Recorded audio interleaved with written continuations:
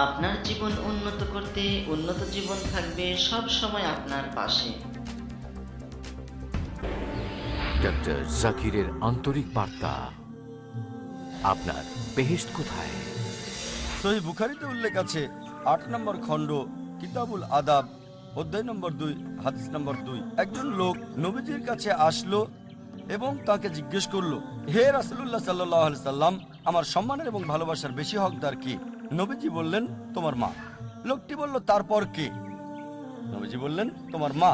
লোকটি আবার জিজ্ঞেস করলো, তারপর কে? নবীজি বললেন, তোমার মা। লোকটি চতুর্থবার জিজ্ঞেস করলো, তারপর কে? নবীজি বললেন, তোমার বাবা।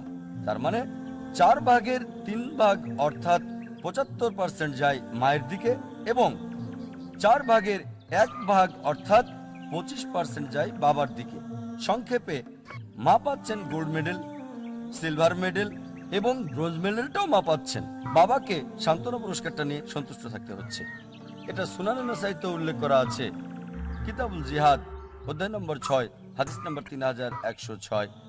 নবীজি সাল্লাল্লাহু আলাইহি সাল্লাম বলেছেন, জান্নাত তোমার মায়ের পায়ের নিচে।